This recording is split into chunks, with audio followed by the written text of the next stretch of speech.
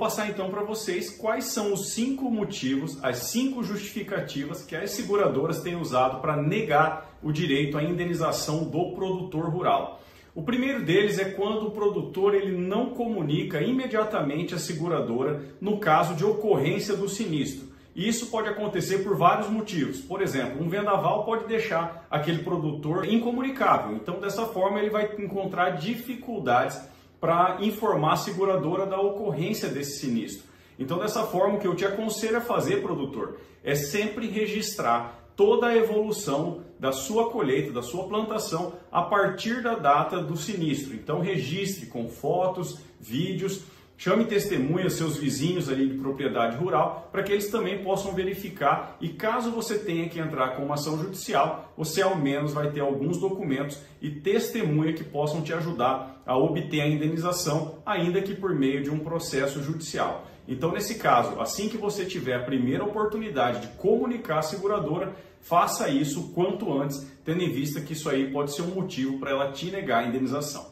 O segundo motivo mais usado para que a seguradora te negue a indenização é quando você faz a colheita sem a autorização da seguradora. É isso mesmo.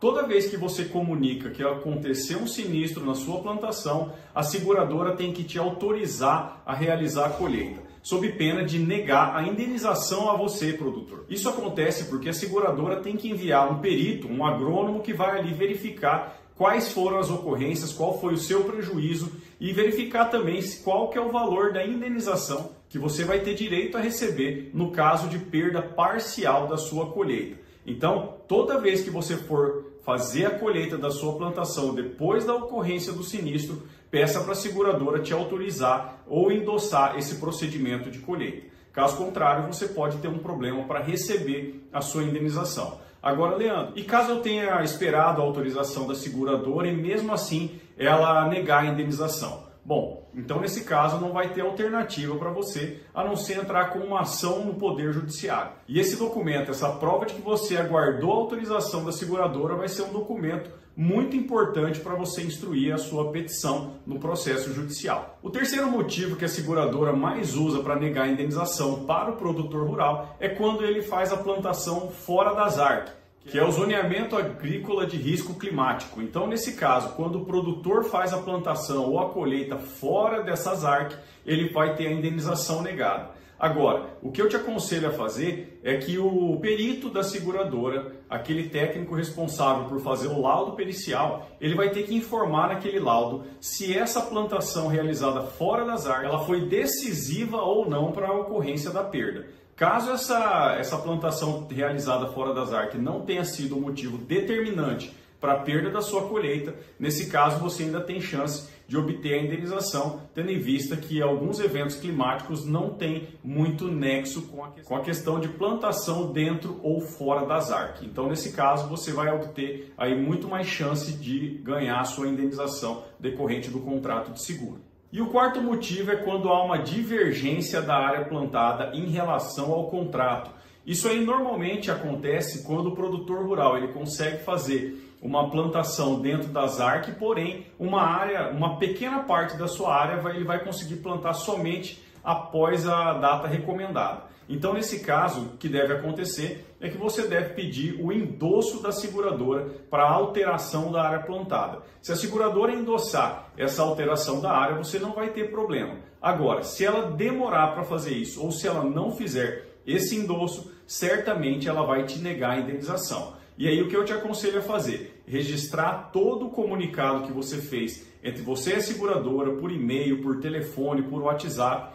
Guarde todos esses documentos, registre todas essas informações para que você possa, no eventual processo judicial, você usar isso como prova para falar que quem teve a desídia, quem teve a negligência, quem demorou para endossar essa alteração de área foi a seguradora e que, portanto, você não teve culpa dessa alteração da área plantada, porque a seguradora que demorou ou não deu o endosso para você. Então, nesse caso, você vai obter muito mais chances de ganhar essa indenização por meio de uma ação judicial. E o quinto e último motivo é quando você não tem documento suficiente para comprovar sua perda, para comprovar que houve o sinistro. Então, nesse caso, é o pior dos casos, porque você, nem mesmo com um processo judicial, você vai poder receber a indenização. Porque processo é documento, processo é prova. Então, quanto mais documentos, quanto mais provas você tiver, você vai ter mais chances de obter a indenização. E ainda que, lógico, nesse processo judicial. Então, o que eu te aconselho a fazer? Desde o primeiro momento, você deve guardar todos os documentos inerentes à sua plantação. Então, se você vai ali comprar uma semente, guarda a nota fiscal. Então, desde esse momento, você começa a registrar por foto, vídeo, documentos hábeis, laudos periciais, até mesmo análise de solo. Todos esses documentos podem ser importantes no caso de ocorrência de um sinistro.